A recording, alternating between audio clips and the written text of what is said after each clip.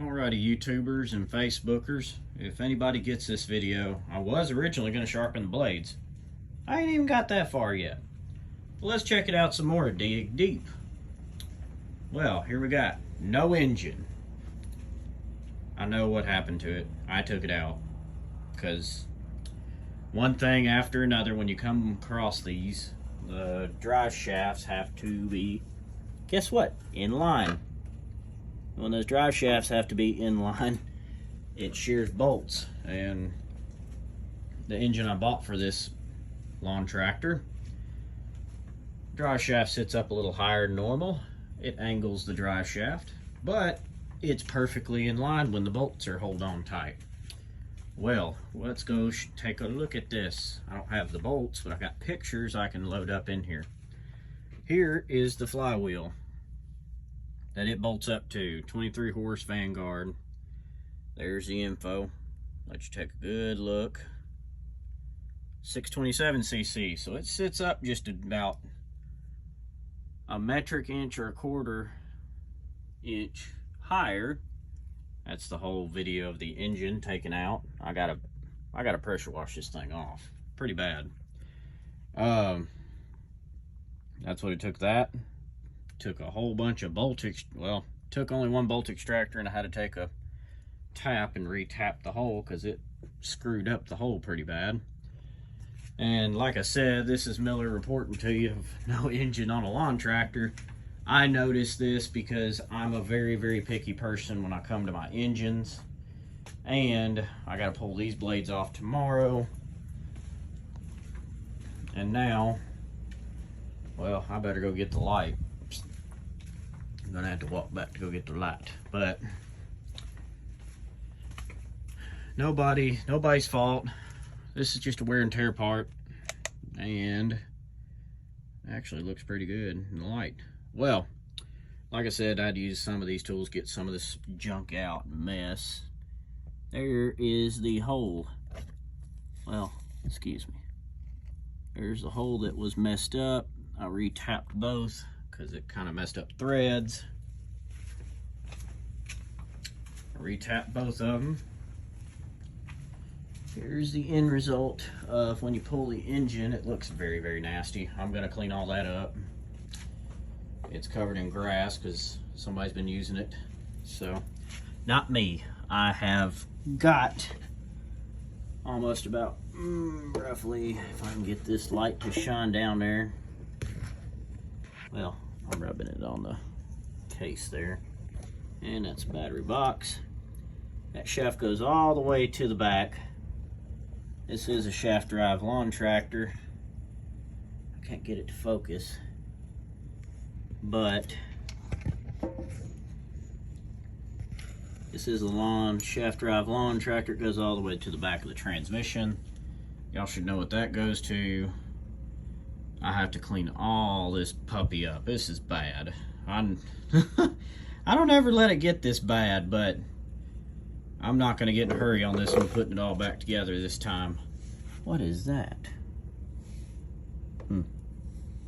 Well, it's very bad. I've got to clean all this mess up on the frame, everything. But hopefully everybody out there has fun. I've had to disconnect everything, including the power harness. Not very hard to take these engines off. It's just sliding the drive shaft and the shaft coupler, which is right here. That is the problem. It actually became a problem and it sheared bolts. I never had this issue, but since I went with a bigger engine, that's probably a reason why I'm shearing bolts, because it's only a grade 4 or a grade 5 bolt that shaft coupler right there bolts up to. And we got to go and refab up a few things. I'm going to cut this light off. Hopefully you guys understand where I'm going at with the lawnmower blades. This is a 42-inch mower deck for a Cub Cadet LT2180 series. I've not replaced these blades. They do look awful. I'm just going to resharpen them because it's not my main mower. This right here is my main mower, which is the 0 turn, but the transmissions are going out. So I got to take everything apart. It's just like everything out of my whole family is having everything fall apart. I'm going to flip the camera around.